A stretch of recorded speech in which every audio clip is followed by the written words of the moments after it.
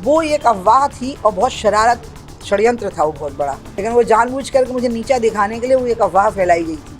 जो लोग विरोध कर रहे हैं, नहीं हम तो बिल्कुल इसलिए नहीं आए हैं, हम किसी को मनाने वाले नहीं हैं, हम सिर्फ पब्लिक को मनाते हैं, पब्लिक को भगवान मानते हैं। आप लोगों को भी और सब आपके माध्यम से सबको दशहरे की राम राम बोलती हूँ और आने वाली दीपावली की भी शुभकामनाएँ देती हूँ। मेरा पहले से नियम सा रहा है कि मैं नवरात्रियों में आती हूँ। जब नवरात्रियों में नहीं आ पाती हूँ तो नवरात्रि की जो चतुर्दशी होती है उस दिन मैं जाती हूँ गांव की देवी के दर्शन करने। तो आज बगाज माता के दर्शन करूँगी, रात में अपने गांव की दुर्गा देवी के भी दर्शन करूँगी। कल राम राजा सरकार के दर्शन करते हुए मैं चली जाऊँगी हिमालय, फिर मैं धनतेरस को लौट आऊँगी, मतलब 8 तारीख को लौट आऊँगी।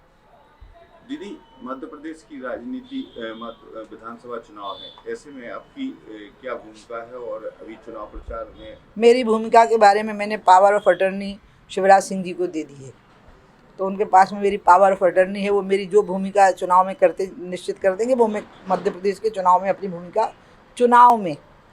वो एक अफवाह थी और बहुत शरारत षड्यंत्र था वो बहुत बड़ा, ये शरारत शुरू करना कि मैं मध्य प्रदेश का चुनाव लड़ सकती हूँ विधानसभा का। जो लोग अभी चुनाव लड़ रहे हैं ये लोग सब लोग मेरे साथ मिनिस्टर थे मेरे मंत्रिमंडल में जब मैं मुख्यमंत्री थी, तो मुझे उस ब्यूटी परेड में थोड़ी ना शामिल होना था, लेकिन वो जानबूझ करके मुझे नीचा दिखाने के लिए वो एक अफवाह फैलाई गई थी कि मैं विधानसभा का चुनाव लड़ सकती हूँ। तो इसलिए मैंने उसका, मेरा मीडिया ने बहुत साथ भी दिया और उस बात को ठीक से दिखा भी दिया और छाप भी दिया था कि ये शरारतपूर्ण अफवाह है और इससे सबको सावधान रहना चाहिए।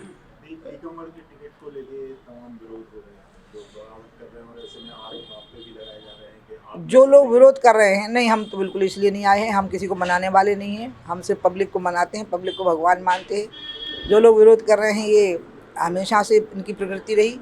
बस मुझे महाराज के लिए ज़रूर दुख हुआ, तिवारी जी को मैं महाराज कहती हूँ, राजेंद्र तिवारी जी को।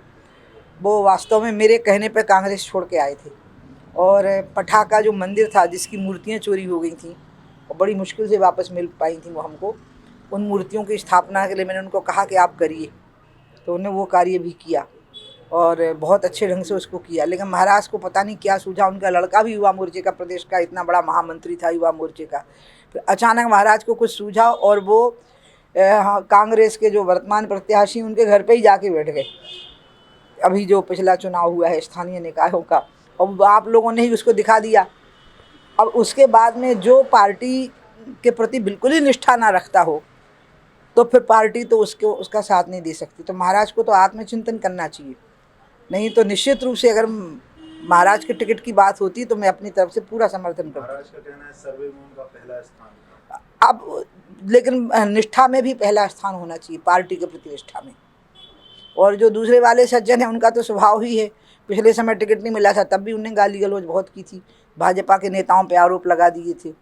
और ये वो लोग हैं खास करके दूसरे वाले सज्जन जो पुराने कार्यकर्ता हैं और दूसरों को उपदेश देते रहे पार्टी के प्रति निष्ठावान रहने का। तो इसलिए मैं तो जो भी ऐसे समय पर पार्टी छोड़ते हैं ना, मैं इसको ये मानती हूँ कि ये लोग इस योग्य ही नहीं थे कि ये राजनीति करते, खास करके बीजेपी की राजनीति करते। आप पहले छोड़िए ना, विचारधारा की किसी टकराव पे छोड़िए, किसी न्याय नीति या किसी सिद्धांत के लिए छोड़िए। आपको अपनी पसंद की जगह नहीं मिली और इसलिए आपने छोड़ दिया, वो तो कारण नहीं हो सकता। मैंने कभी नहीं छोड़ा, मुझे तो निकाला गया था पार्टी से, मैं तो मना कर रही थी कि आप लोग मुझे मत निकालिए। हाँ हाँ,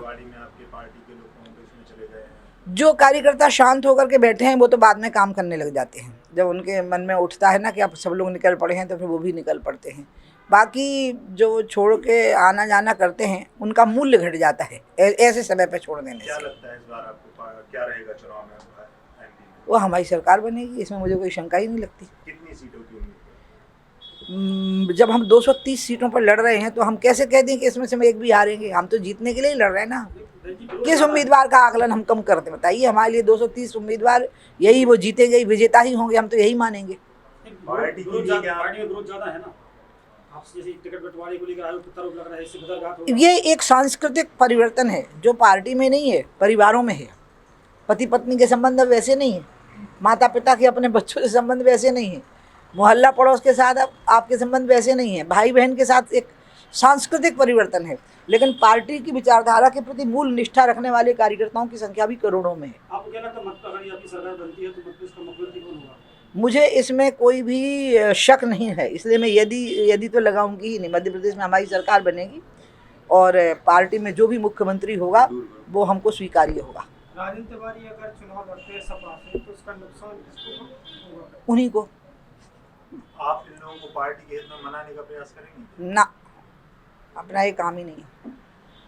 ये रूठना मनाना ये बीडी शर्मा का काम है। वो प्रदेश के अध्यक्ष हैं, संगठन के मुखिया हैं, और हितानंद जी जो हैं वो संगठन के संगठन मंत्री हैं।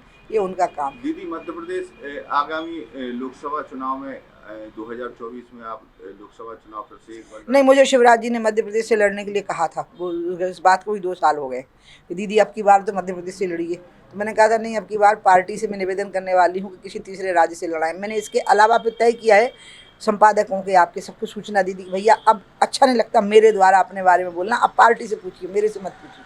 जगत प्रकाश नड्डा जी से पूछिए अब आप सवाल। मेरे बोलने का टर्न पूरा हो गया 2 साल पहले। दीदी, लगातार टीकमगढ़ जिले में आप खुद पूछ सकते हो, आप जब कहोगे मैं तभी कहूँगी कि ठीक है। हाँ, दीदी, टीकमगढ़ की 5 विधानसभा सीटों में लगातार सामान्य वर्ग की उपेक्षा की जा रही है, तो इससे अब पार्टी को नहीं लगता नुकसान होगा? सामान्य वर्ग मतलब मेरे को इसकी व्याख्या करो सामान्य वर्ग की। मतलब लगभग 50-60 सालों से किसी ब्राह्मण को टिकट नहीं दिया, इसके अलावा जैन समाज, केवल अन्य समाज। गोयल जी तो अभी कुछ ही साल पहले तक तो विधायक थे यहीं से, टीकमगढ़ से, है ना। गोयल जी कब तक 98 राजेंद्र तिवारी का कहना है भाजपा ने 50-60 साल से कोई टिकट नहीं दिया ब्राह्मणों को। ब्राह्मणों की बहुतायत में ब्राह्मण तो चारों युगों से अपना प्रभुत्व उनका कम नहीं कोई कर सकता, क्योंकि बिना बुद्धि के संसार नहीं चलता भैया। बुद्धि से ही हाथ पांव चलते हैं, बुद्धि से ही आदमी को दिखाई देगा, लेकिन समझ में नहीं आएगा अगर बुद्धि नहीं होगी। बुद्धि है जो समझाइश देती है। सुनाई देगा तो ये समझ में नहीं आएगा क्या बोला है अगर बुद्धि नहीं होगी तो। जो सबसे विशिष्ट तत्व है आत्मा के बाद वो बुद्धि है, इसलिए परमात्मा के बाद ब्राह्मणों का ही स्थान है सृष्टि में। उनका प्रभुत्व कभी कम नहीं हो सकता। खुद आप इसका सबसे बड़ा उदाहरण कौन सा है आप बताओ मेरे को। बसपा उत्तर प्रदेश में उनका नारा क्या था, जो मेरे को तो बोलने में भी शर्म आएगी। तिलक तराजू और तलवार को लेके, और दूसरा तब DS4 का पहले की जो लाइन थी। इसलिए आप सोचो बाद में क्या हुआ उनका, फिर उनको खुद क्या कहना पड़ा फिर अंत में। तो इसलिए मैं ये कहूँगी कि ये त्रिजुगी नारायण हैं, मतलब ये सभी युगों में इनके बिना दुनिया चल नहीं सकती, हिल नहीं सकती, क्योंकि बुद्धि से ही सब कुछ होता है। आपकी इंद्रियां काम करेंगी, आपको दिखाई देगा, लेकिन समझ में नहीं आएगा क्या देखा। सुनाई देगा, बुद्धि नहीं है तो समझ में नहीं आएगा क्या बोला। हाथ पांव चलेंगे, लेकिन किस दिशा में जाना है, बुद्धि नहीं है तो कहीं नहीं चल पाओगे, समझ में नहीं आ पाएगा किधर चलना है।